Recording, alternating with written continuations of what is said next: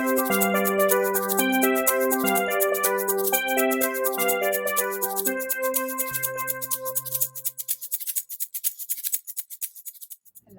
welcome to episode 173 of the CRICKETher Weekly.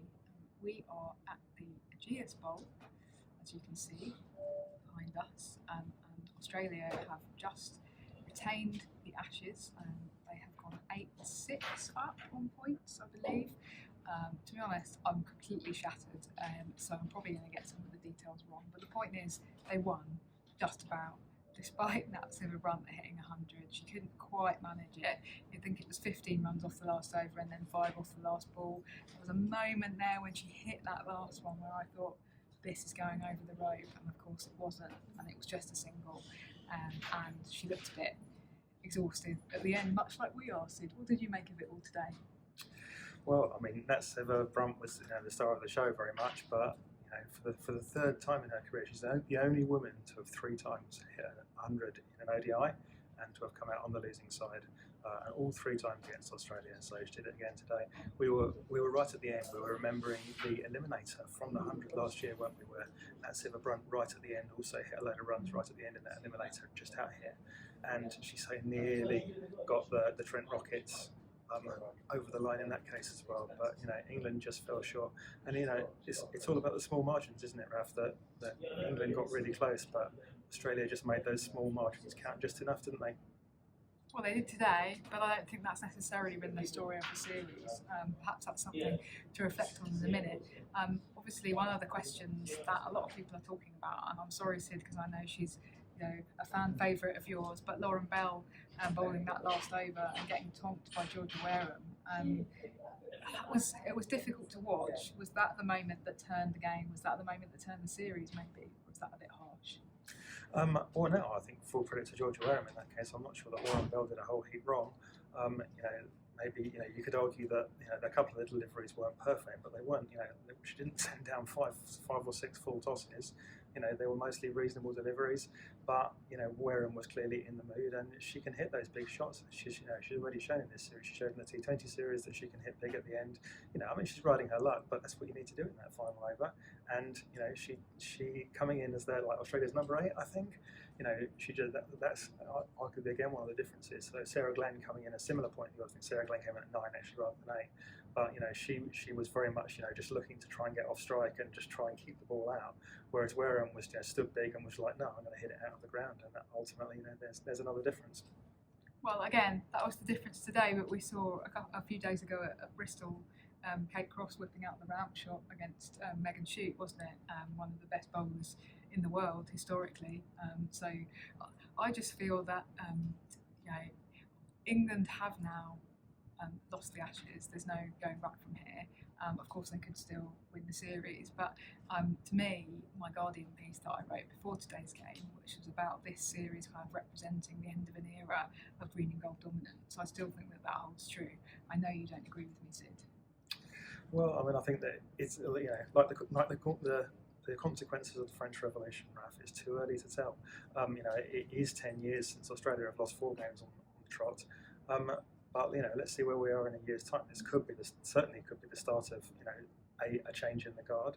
And it's true. I still maintain that fundamentally that Australia's next generation are not going to be quite as good as this one, because how do you top a generation that contains Meg Lanning and Elise Perry and Beth Mooney and Alyssa Healy?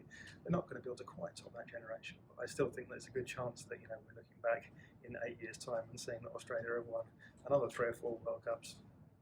It was really interesting because in both of the post-match press conferences, we had Heather Knight from England and then we had Ilana King from Australia, and they were both asked this question. I think it was Mel Farrell who asked it in both cases.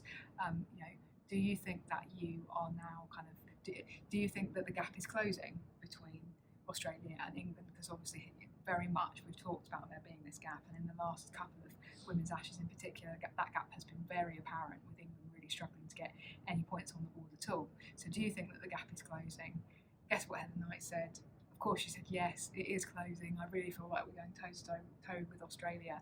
And, you know, we didn't get over the line today, but we beat them 3 times and we could potentially still draw the series. So she very much sees this in kind of in agreement with me, that actually it is a bit of a shift in this kind of England-Australia rivalry.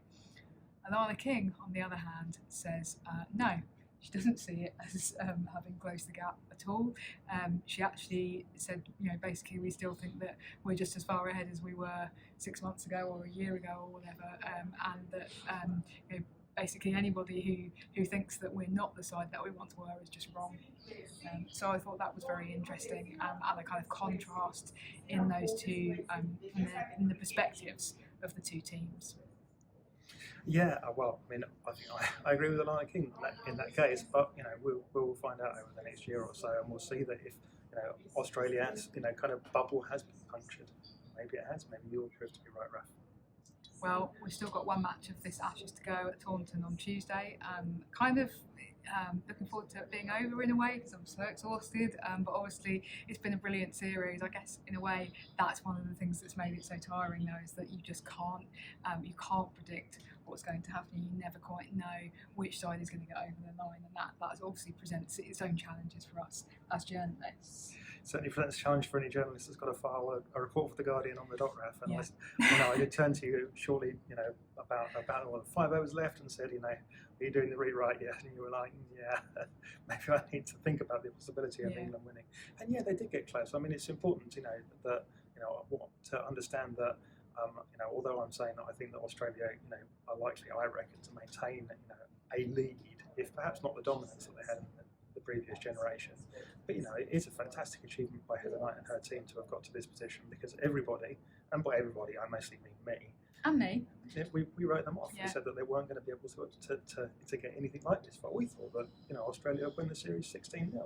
You know, and there's still every possibility that the series comes out 8-all. So, you know, massive kudos to Heather Knight and to the coaching team.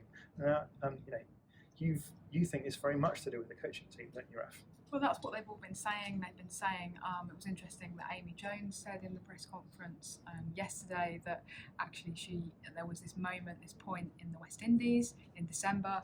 England were on tour there. John Lewis's first tour as coach, and he sat them down and he said, you know, what makes you play well? And they all thought about it, and they said, well, it's when we feel kind of confident in our own abilities, and that the people around us are confident in our own abilities. And she's got sort of labelled that a turning point, because you know, John Lewis said, okay, great, well, I'm confident in your abilities, so I'm going to give you license to go out and play the ramp or play the reverse sweep. And okay, you live by the sweep, you die by the sweep. You live by John Ball, you die by John Ball. Sometimes it works, sometimes it doesn't. But what we have certainly seen is a shift in the mentality of this England team, because genuinely I believe them when at Bristol they said Kate Cross comes in and we believe, even with 30 to win, needed to win and 2 wickets in hand, that they were going to do it, and they did do it. Previous iterations, even of this same England team under Heather Knight with many of the same personnel, I do not believe would have had that confidence in their own abilities. Now, of course, we saw today they weren't successful, and it was a sort of similar run chase situation in a way, but it was just a little bit too much to do right at the end. But there is a shift, I think, in the mentality. And you know, John Lewis, really nice bloke. Don't really know him. Haven't really had many interactions with him at all, if any, outside of formal press conference situations. But, you know, nice guy. Seems fairly unassuming, but seems to be actually have done something quite remarkable with this team in a relatively short space of time. That's how I'm reading it, anyway. Yeah, absolutely. I think that you know, there's definitely an achievement. Unfortunately, it's not the achievement quite that they wanted, but there's an achievement. So just on a sort of tactical level about the game today, and about this is something that John Lewis has done. One of the things that he's brought in is he's kind of this thing of like having a flexible batting order. And we saw that in particular today and over the last couple of weeks, because what we're seeing is that they send Alice Capsey in if they lose a wicket in the power play. If they don't lose a wicket in the power play, then Alice Capsey is coming in, you know, 2 or 3 slots later down the order. She came in quite late down the order today, and she was still in that kind of license to play mode. But this time she was coming in at 5 or 6, and that was possibly not the right place for her to be coming in. How do you feel about that, Raf? Do you think that there's too much flexibility there, or do you think that Capsey might benefit from having a solid position at number 3? Well, I mean, a lot of Australia's success has come with having an extremely flexible batting lineup, and I remember a couple of World Cups ago being quite scathing about this thing of like, oh, if what was there some stupid tweet that you put out about if a wicket falls when there's a red car driving past the ground and the pigeon swoops down, then Ash Gardner comes in, but if it doesn't and the bus is going the other way around the ground, then anyway, you get the point. It felt very arbitrary changes that they were making to their batting lineup, and part of this was their thing of, oh, we always need to have a right hand left hand combination at the crease. I think that was one of the things that Matthew Watt said. Okay, fine, but it was actually quite successful for them in many ways. We took the mickey out of it, but brought them some success. I think that it's a trade-off, isn't it? Because sometimes as a batter you like to know your role, and you like to, it would be nice to not just be tapped on the shoulder and be like, right, you're in now. It would be nice to actually have some certainty about that. Obviously you never know when the wicket's going to fall, but when it does fall, you're in. There is that kind of psychological element to it. On the other hand, sometimes, I don't know, other tactical, other people who have more tactical appreciation than me have said that it can be helpful. So I'm a little bit on the fence here, Sid, I'm afraid. I just feel that Alice Capsey is the kind of, she's the epitome of the John Ball player. The sort of bravery and sort of going out and hitting. She did it again today. She got out hitting, and that's much more useful early in the game, and that was what put England in such a great position in the first ODI, because she was able to do that early in the game. But coming in, a chunk later in the game, that made her life much harder. But well, let's see how England evolve that as well. Yeah, so we've obviously got this one more match at Taunton left, and then we'll be doing a full and frank post-Ashes review in the next episode, when hopefully we've had a little bit more time to think and they're a little bit less tired. Let's talk about a couple of other things that have come up this week, Sid. The first was that we were wrong last week. So we sometimes are. Shocked to hear that.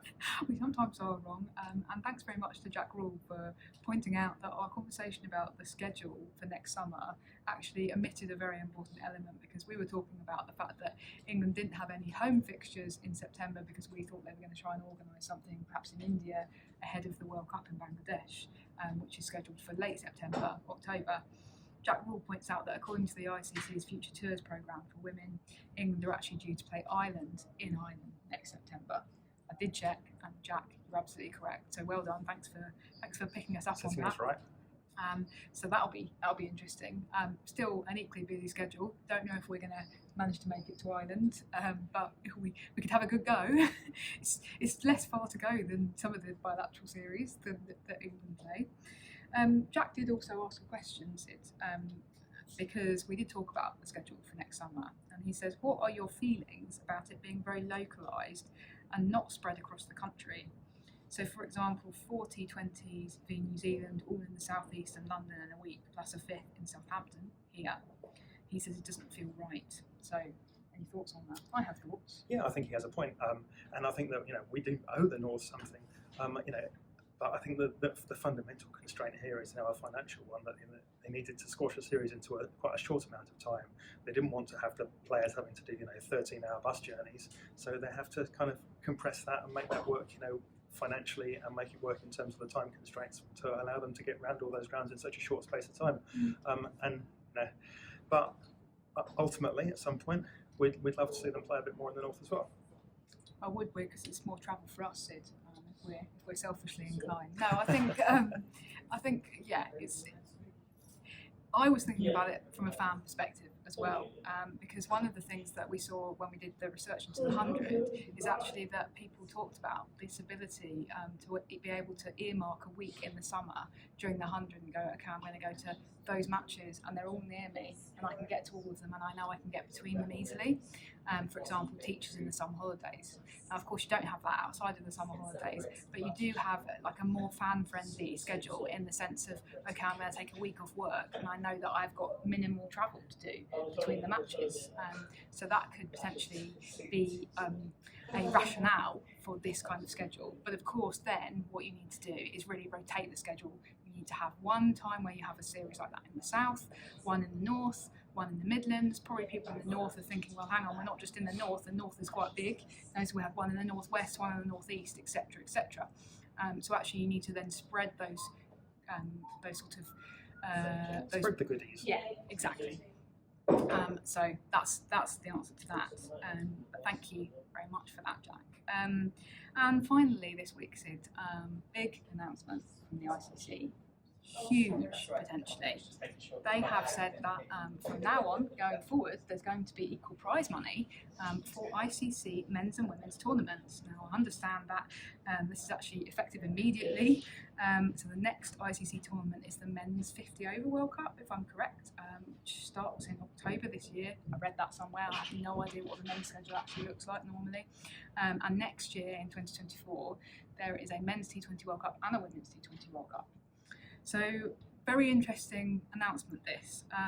One thing that was missing from it was, what's the prize money actually going to be? I didn't see that. And you do wonder whether, because obviously the women's prize money has been down here and the men's prize money has been a little bit up here. Are they bringing them together like that? Or are they bumping the women's one up? So are they going to actually take some money away from the men to give to the women? Because obviously that's something that we've talked about within the English context, being politically unpalatable. So maybe that's why it's not in the press release. But what did you make of that announcement, Sid? Yeah, I mean, I think that these things are important symbolically, but it's still important to remember that there's an enormous gulf between what the men and the women are earning overall, what their total remuneration is. So the men are still making far more money from their match fees and from their appearance fees and from their marketing and all of that kind of stuff. So there's still a long way to go before we've achieved equality. But I think that there is some importance in symbolic steps, as long as we all acknowledge that that they're largely symbolic and we don't think, okay, this is the job done. And I think that that's the risk, that people go out to sit back and go, okay, job done. And it's really interesting in the context of the report that we had a couple of weeks ago into the state of English cricket, that the people who drew up the equity report were very clear that the ECB did need to not just go, well, we'll make the prize money equal. So they talked specifically about the 100 and said, even if you make the prize money equal, which obviously they had done, there's still this huge disparity between what the average woman is taking home and what the average man is taking home. So there's still a way to go, but it's all positive. I guess the ICC doesn't have control over the salaries. That's up to the individual governing bodies. So perhaps this is something that the ICC feels that it can do as the kind of international umbrella organisation. Must say I'm quite surprised by it, because as I tweeted at the time, it was only recently that the ICC, or that senior people within the ICC, were saying that equal prize money was described memorably as economically absurd by one individual. So yeah, it's refreshing to see that this has happened, and that it's happened ahead of schedule, because I believe they had committed to it happening by 2030. Well, that's still 7 years away. So well done the ICC. You got one thing right. Congratulations. Let's wrap up there, Sid. I want to go home to bed, and I'm sure you do as well. Thanks for tuning in, everybody, and we'll see you in a week's time. Bye.